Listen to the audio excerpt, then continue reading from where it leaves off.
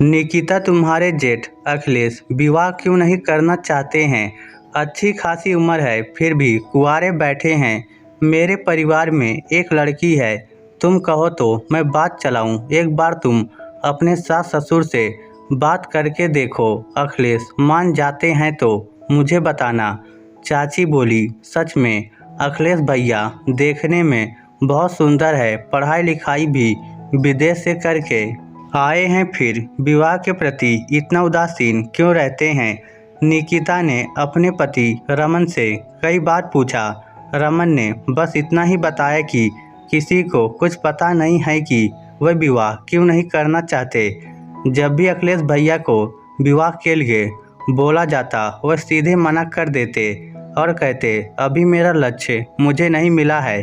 अखिलेश भैया ने अमेरिका में एमएस करने के बाद पीएचडी की। इसके बाद कुछ समय तक वहां रहकर जॉब भी किया, लेकिन देश प्रेम उन्हें वापस खींच लाया।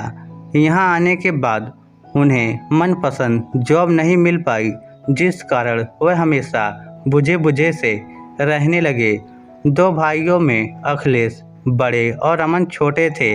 माता पिता जब भी अखिलेश को बोलते कि अब तुम्हारा विवाह होना चाहिए क्योंकि रमन भी विवाह योग्य हो गया है, अखिलेश भैया ने साफ मना कर दिया कि मैं विवाह नहीं करूंगा, आप रमन का विवाह कर दीजिए।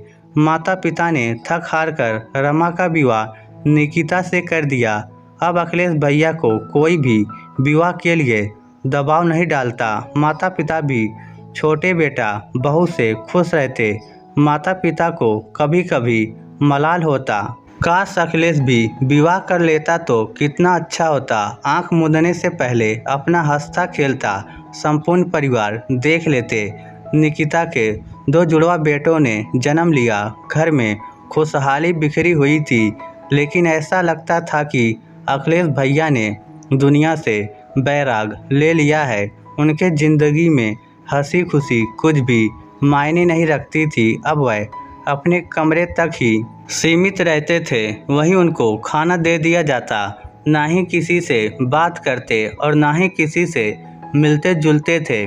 माँ ने कई बार समझाने की कोशिश की, लेकिन पता नहीं चलता उन्हें क्या गम खाए जा रहा था। माँ ने कहा, अगर तुम्हारी पसंद का यहाँ जॉब नहीं है तो तुम वापस अमेरिका चले जाओ।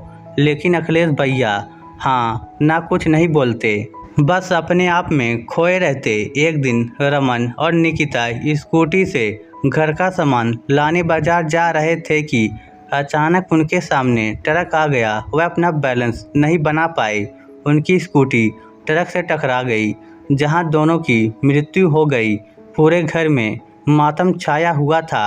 अखिलेश अपने कमरे से निकलकर सब कुछ ऐसे देख रहा था जैसे नींद से जागकर दुनिया देख रहा हो।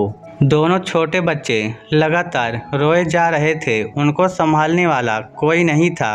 अखिलेश को इस घटना ने झिझोड़ कर रख दिया था। उसने दोनों बच्चों को आज पहली बार गोद में उठाया और अपने सीने से लगा लिया। बच्चों ने गोद पाकर रोना बंद कर दिया।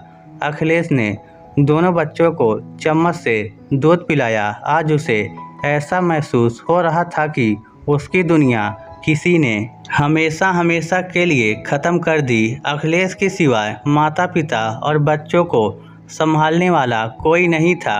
अखिलेश को दुनियादारी का कुछ अता पता नहीं था, फिर भी वह सब कुछ कर रहा था। उसके बदले हुए रूप को देखकर माता पिता को बहुत आश्चर्य हुआ।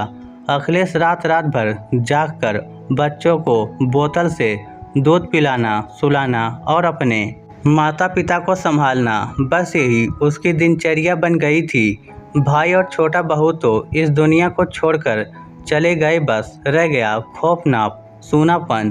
कहते हैं जब इंसान के ऊपर जिम्मेदारी आती है तब उसे दुनियादारी निभाना अपने आप ही आ जाता है। वहाँ किसी को सीख सलाह की ज़रूरत नहीं पड़ती। अखिलेश को घर और बच्चे संभालना बहुत मुश्किल हो रहा था। माँ ने एक बार फिर एक उम्मीद के साथ अखिलेश को विवाह करने के लिए बोला। अखिलेश ने हालात से समझौता कर लिया और अपनी मौन सहमति दे दी। अखिलेश की मौसी ने अपनी एक सहेली की लड़की के लिए विवाह का प्रस्ताव भेजा। थोड़ी बहुत औपचारिकता के पश्चात अखिलेश का विवाह रश्मि के साथ हो गया। रश्मि पढ़ी लिखी समझदार लड़की थी। विवाह की पहली रात अखिलेश ने रश्मि से अपने घर के सभी हालात बता दिए और कहा, मुझे विवाह में कोई रुचि नहीं है। मैंने इन दोनों बच्चों एवं माता पिता के खातिर विवाह किया है। मैं पति होने के नाते तुम्हें कभी शिकायत का मौका नहीं दूंगा। मैं तुमसे हाथ जोड़कर प्रार्थना करता हूँ, यदि उचित लगे तो मेरे साथ मेरे घर को संभालने में मेरी मदद करें। रश्मि ने सहमति में सिर हिला दिया और उसका हाथ अपने हाथ में लेकर ये वादा किया कि आपको कभी शिकायत का मौका नहीं मिलेगा। दूसरे दिन रश्मि जल्दी उठकर पूजा पाठ करने के पश्चात बच्चों के दूध का बोतल साफ कर रही थी। माँ ने देखा तो बोली, बड़ी बहू, तुम्हें इतनी जल्दी उठने की ज़रूरत नहीं है, अभी हम कर सकते हैं। अखिलेश सुबह उठा तो उसकी आंखें कुछ तलाश कर रही थी। माँ ने पूछा, क्या ढूंढ रहे हो? इतना सुनते ही वह लजा गया। माँ ने मुस्कुराते हुए आवाज़ लगाई, बड़ी बहू, अखिलेश को चाय दे दो। माँ ने रश्मि से पूछा, बड़ी बहू, एक बात पूछूं, तुम्हें अखिलेश से कोई शिकायत तो नहीं है? रश्मि लजाते हुए बोली, नहीं माँ, वह तो मुझे बहुत प्यार करते हैं, ख्याल भी बहुत रखते हैं। माँ दोनों के रिश्ते से आश्वस्त हो गई। रश्मि दोनों बच्चों का बहुत अच्छे से पालन पोषण कर रही थी। दोनों की पढ़ाई लिखाई एवं सभी प्रकार की ऊंच नीच की शिक्षा देती रहती। बच्चे स्कूल से आने के बाद एक एक बात अपनी माँ रश्मि को बताते। रश्मि भी इत्मीनान से उनकी पूरी बातें सुनती। दोनों बच्चे रश्मि को माँ और अखिलेश को पापा कहते थे। कुछ कानूनी प्रक्रिया के बाद अखिलेश और रश्मि ने उन्हें गोद ले लिया था। स्कूल में भी माता पिता के नाम की जगह अखिलेश और रश्मि का ही नाम लिखा था। रश्मि के विवाह के करीब 7 साल हो गए थे, लेकिन उनकी अपनी कोई संतान नहीं थी। माँ ने कई बार रश्मि से पूछना चाहा, पर रश्मि ने बात हंसी में टाल दी। बड़ी बहू, 20 रुपए देना, सब्जी वाले को देने हैं, मेरे पास खुले नहीं हैं। बहू ने अपने बैग की तरफ इशारा करते हुए कहा, माँ उसमें रखे हैं, आप निकाल दीजिए।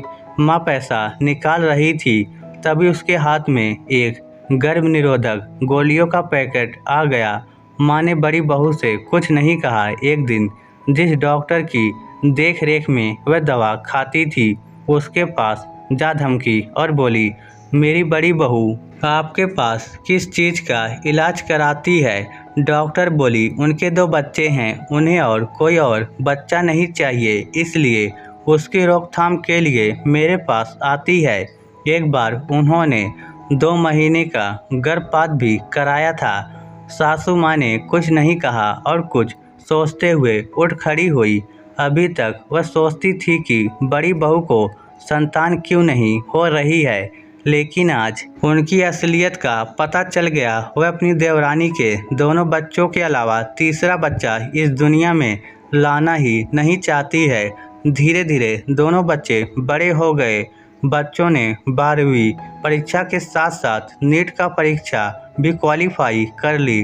काउंसलिंग में दोनों बच्चों का चयन MBBS के लिए हो गया। दोनों बच्चों को कभी भी ये पता नहीं चल पाया कि रश्मि और अखिलेश के अलावा भी उसके कोई और माँ बाप हो सकते हैं। बड़ी बहू ने इस घर के साथ साथ बच्चों और खासकर अखिलेश को बदल दिया।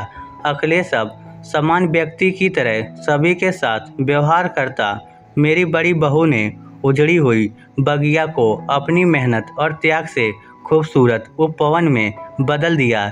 इस स्टोरी को लेकर आपकी क्या राय है?